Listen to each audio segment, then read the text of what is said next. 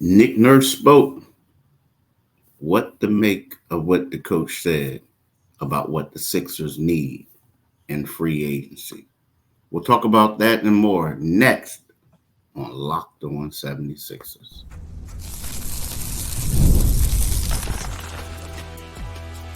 You are Locked On 76ers, your daily Philadelphia 76ers podcast, part of the Locked On Podcast Network, your team every day. Hello, I'm your Keith Pompey. I'm one of your hosts. This is my right-hand man, John Mitchell, my co-host of Locked On 76ers. We got a lot to talk about today. But first, I want to thank y'all for making Locked On 76ers your first listen every day. We are free and available wherever you get your podcasts and on YouTube, part of the Locked On Podcast Network. Today's episode is brought to you by FanDuel. Make every moment more. Right now, new customers get $200 in bonus bets with any winning $5 bet. That's $200 in bonus bets with any winning $5 bet. Visit FanDuel.com/locked on to get started. Yo, Mitch, you got $5 I can borrow? I think I can scrape it up for you, Keith. Okay. I know you're good for it. Okay, I know, especially after we get paid, right? Right. You better cash at me my 10. So now, y'all, look, Nick Nurse spoke yesterday. He said some things, but to be honest with you, the thing that I took out of it was they need a lot. I mean, they basically need a lot. He really didn't disclose anything. It's just that they need a lot. They got a roster. They got two guys, Joel Embiid and Tyrese Maxey, and they need players to fit in there. So we'll talk about that. But in the second segment, we'll talk about Kevon Looney, a guy who is a backup center, starting center, whatever you want to call him, for the Golden State Warriors. You know, he's a role player, a guy who doesn't get a lot of accolades, but at the same time, he's a winner. And we talk about him. Would he be a good fit? On the third segment, we got something we want to surprise you with. But Mitch, yesterday, Nick Nurse did an interview and he said certain things. But to be honest with you, when my walking away from it was like, okay, Tyrese Maxey, ascended this year. Mm-hmm. While healthy, Joel Embiid was the best player in the league.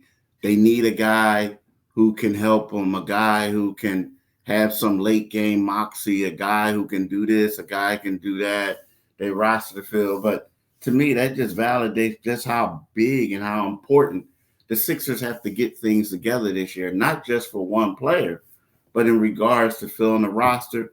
But it also lets you know that they got a lot of work to do. Yeah, they do, Keith. It is, we've heard it discussed as and talked about as being the biggest the biggest and most important offseason for the 76ers perhaps in franchise history. And where they are, with Joel at an interesting point in his career, with Tyrese, and a chance to, you look at the Eastern Conference, if you bring the right roster back for the 24-25 season, I think Boston's going to win the championship, and Boston will be the odds-on favorite to defend their Eastern Conference championship. But beyond that, even with the loss to the New York Knicks, the Sixers have the chance to build a roster that can be, should be able to rise as high as the number 2 team in the conference, and I'm not selling them short. The Sixers' goal is the finals, because the goal is to win the championship. But looking at what Nick Nurse said, he toed the company line, which is what coaches are supposed to do. But he knows as well as anybody else, and he knows it far better than we do, that they have roster spots they need to fill. They've got various means to which to fill them, and again, this all puts it back in the lap of one Daryl Moore. It was, hey, you got a heck of a job to build this roster, and you had some challenges. You had some players that you may be accessible to you, and maybe they're not accessible to you, and maybe you may not get them. But there's definitely a help wanted sign. You know, they can have Joel and Tyrese Maxey walking around. Hey, we need some help here. We need some help. But that's kind of what I took from it. He didn't say anything definitive, didn't talk about the path or the direction that they might be planning on going. And I appreciate that, because it's like it's plain to see that that's where they are. Yeah, and where he was on the Colin Cowherd show. But here's the thing, y'all. That's just one thing that I will say. We keep saying that this is the most important summer, and everyone's been saying this. And I'm gonna be honest with you, dude, John. When I replaced you on the beat, and I was mad at you when I replaced you on the beat, 2013 summer, they were telling me that was the most important summer, because they had Sam Hinkie, and they were going to like go out there, and they got rid of Drew Holiday, and they were trying to find these diamonds in the rough. Then the next year, the most important summer. Yeah. Right. Yeah. And then after that, we got to get another center because we got to see things. Right. Well, then next thing you know, when Brian Colangelo came, guess what happened? That was the most important offseason, because guess what? They had to get rid of two of the centers. Yeah. And they had to do that. They wanted to get rid of it. Okay. Then all of a sudden, Ben Simmons, Markelle Fultz. And then next thing you know, they want star hunting, right? Then they ended up with Jimmy Butler. Yeah. And then Tobias Harris. They got rid of Jimmy. It's like, oh, we got a huge summer. We got to decide what we're going to do, who we're going to keep. After they said, so I'm sorry, but dude, I get tired of hearing that this is the most important summer. And because something tells me we may be saying this in 2 summers from now again. Hey, what they're going to do with Joel Embiid? Yeah. Who else are they going to get? So, yeah, it's unfortunate that they got to keep saying this. But if I'm a Sixers fan, this is like concerning to me that every 2 summers, every 3 summers is the most important one. Think about it. When they fired Brett Brown and they hired Doc Rivers. Mm-hmm. It was the most important move. They had to upgrade. They had to change stuff. This was going to be the most important summer. And we all bought into it. Yeah, we all buy into it. So to me, that's like, I get it. It all sounds great. Everything is cool, but I don't know, dude. It's just it's concerning to me, because it's like one of the things like, here we go again, same old stuff. You know what it is, man? Here we go again. It's kind of like a shell game, man. It's kind of like the shell game. Every few years they shuffle things around. Remember the guys used to be on the back of the SEPTA buses with the cards, shifting the cards around. That's how, that's kind of how it is, man. It almost comes off like a marketing scheme more than it does a plan. Yes and no. The one thing that I will say about that is it is different people. Like, what I mean by that is this is like Daryl Morey. Like Daryl Morey came, he tried to clean up stuff, and now it's him. Before that, it was Elton Brand. Before that, it was Brett Brown. Before that, it was Brian Colangelo. Before that, it was Sam Hinkie. Yeah. Before that, it was Jerry Colangelo. And then before that, it was Sam Hinkie. Right. So I'm saying this to say, like, I get it. But at the same time, it's the same old stuff. Now, again, it is the same ownership, right? But at the same time, it's just like, but they keep going. But the crazy part is, it goes in cycles. Yeah. The team isn't tough enough. We need a wing defender. We need this. We need that. We need score. And then all of a sudden, but we don't have any shooting. So we need shooters. Right. And then it's just like a revolving door of mistakes and do-overs. You know what I mean? Yeah. And it just seems like people, I mean, the one thing it seems like they do know, It's not as lock, stock, and barrel as, say, the NFL, but people come, man. That arena sells out.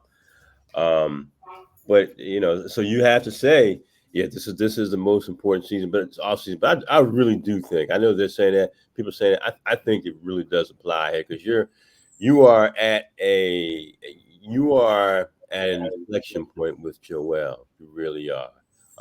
And he said he wants to see some consistency in the team. Well, he's not going to get any consistency, but that's for a good thing.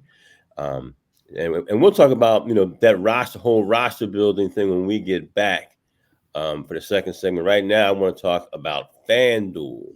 It's summertime, and summertime means baseball, the NBA Finals, and more. NBA Finals at least for the 2 or 3 games, and you can bet it all on FanDuel. Right now, new customers get $200 in bonus bets with any winning $5 bet. That's $200 you can use to bet everything from the Finals MVP to who's going to hit one out of the park. So visit FanDuel.com/lockedon and add a big win to your bucket list. That's FanDuel, America's #1 sports book.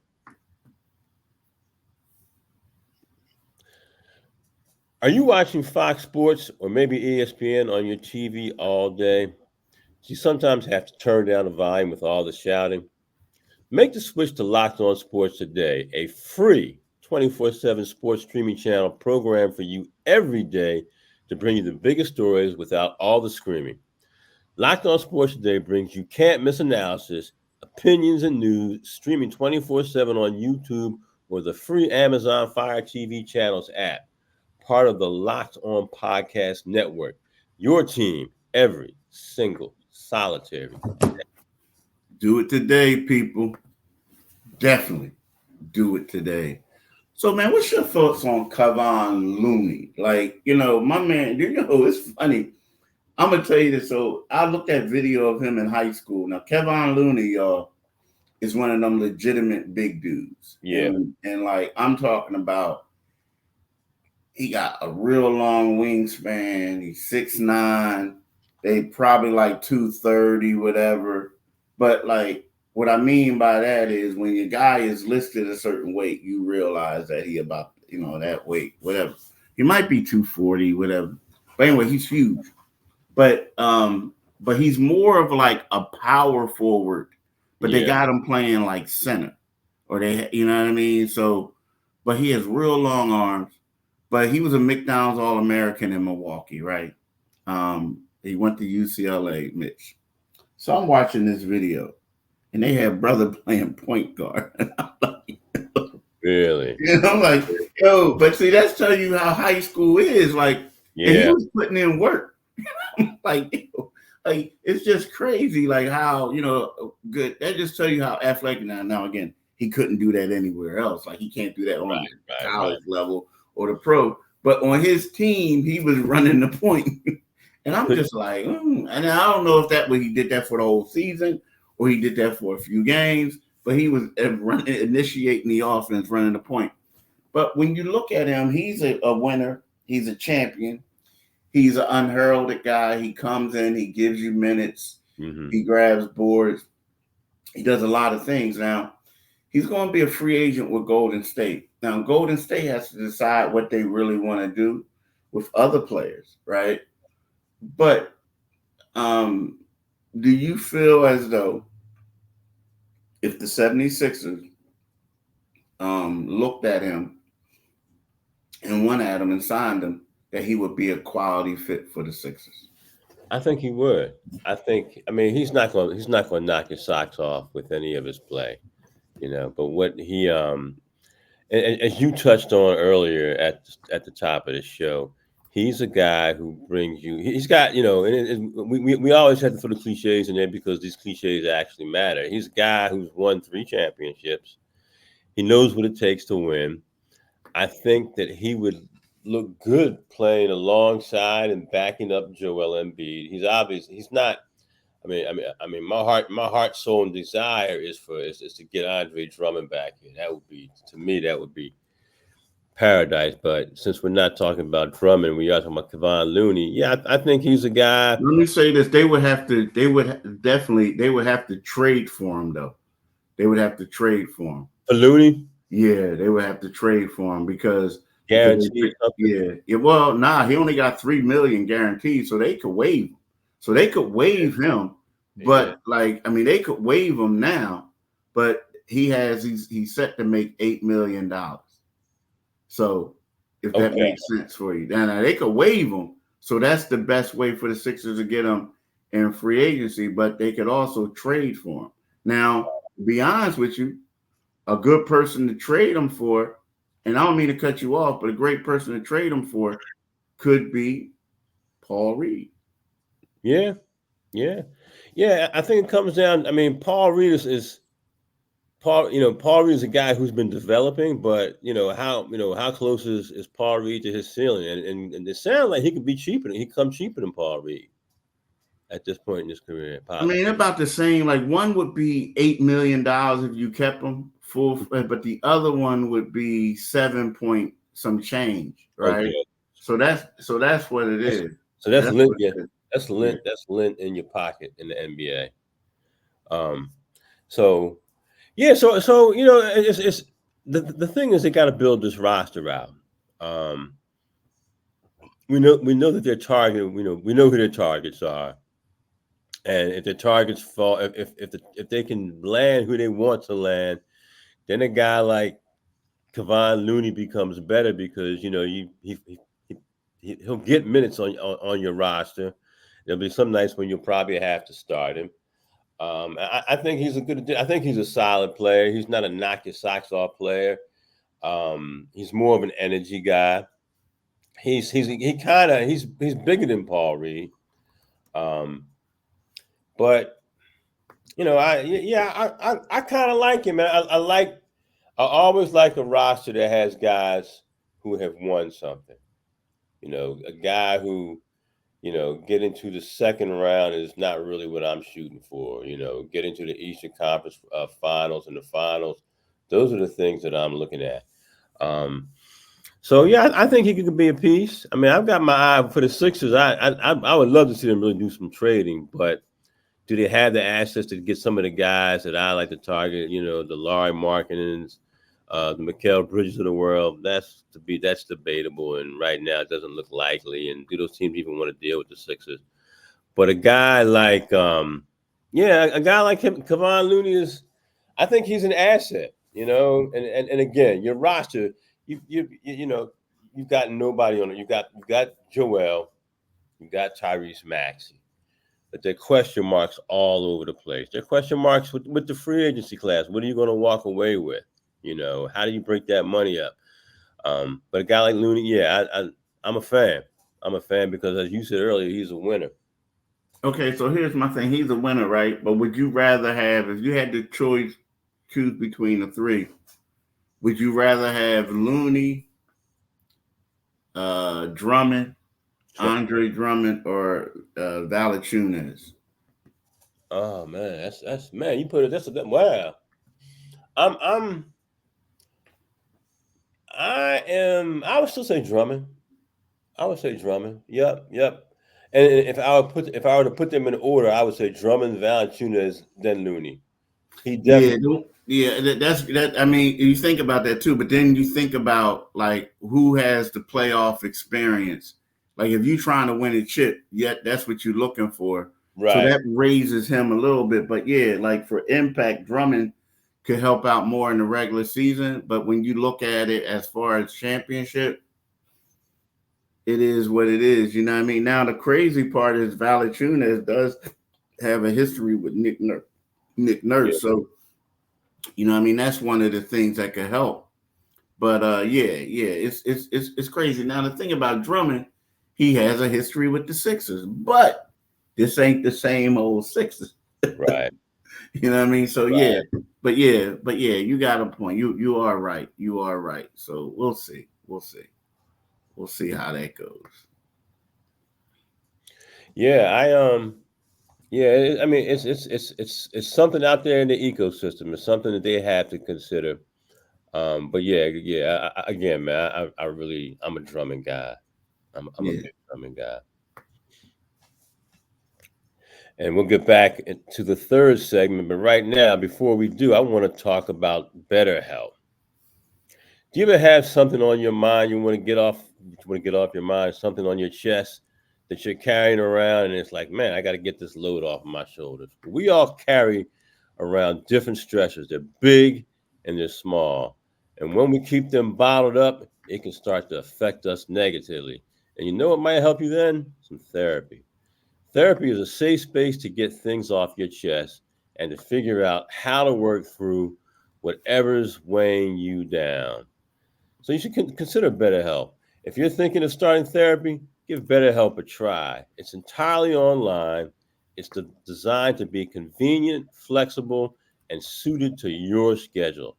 You just fill out a brief questionnaire to get matched with a licensed therapist and switch therapists anytime for no additional charge.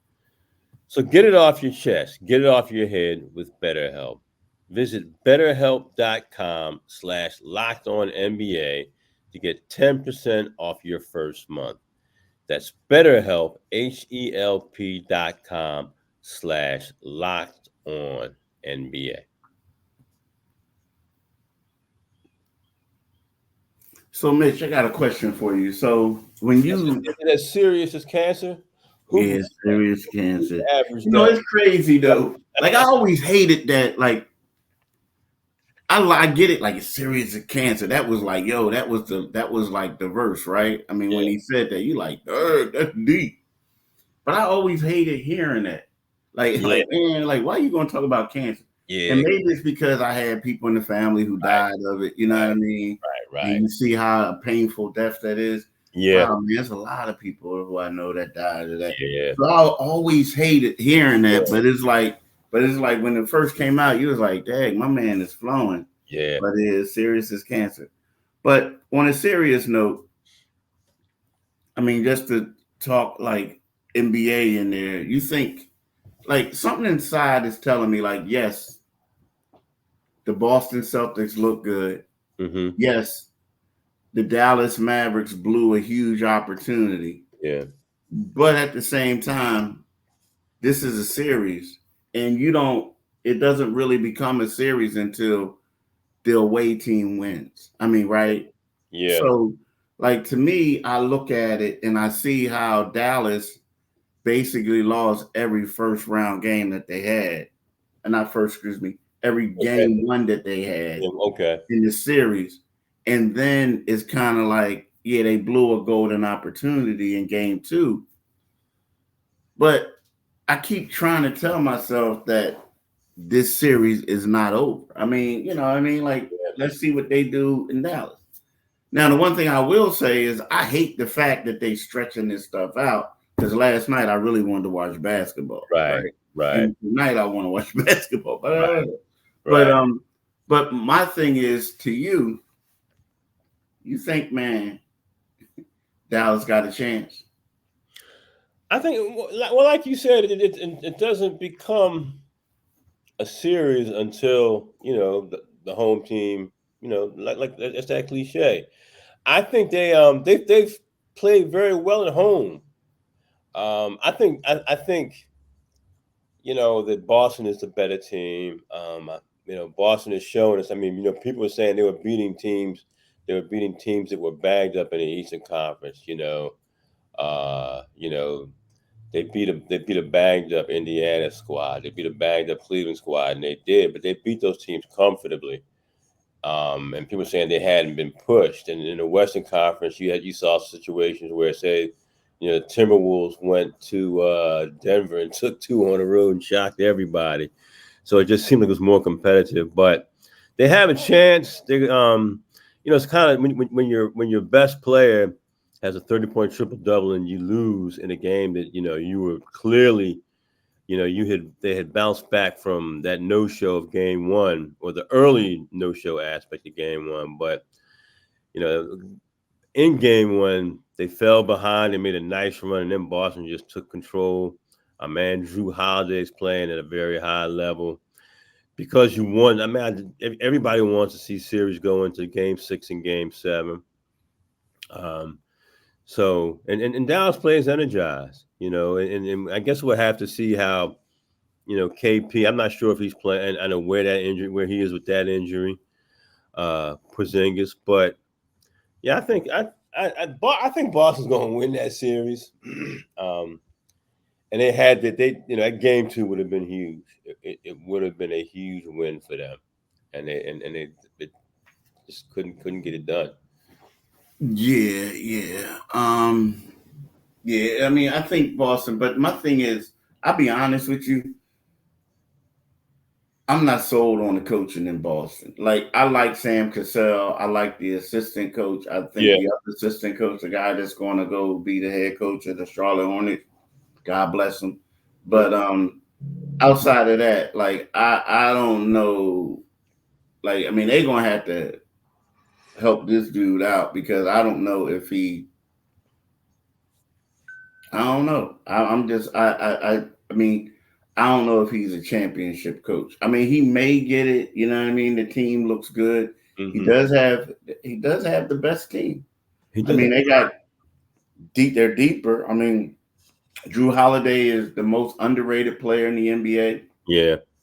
Derek White might be the third most underrated player in the NBA. Yeah. And the unicorn, Porzingis is just raining threes and dunking on dudes and blocking shots.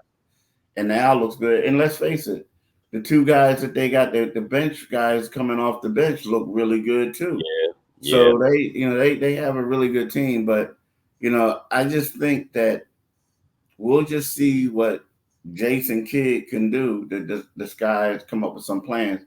And I also think that their role players are going to play better at home. But again, is something in telling me because I don't want to get, how you get swept up and like, yeah, that team, they're going to do this, they're going to do that.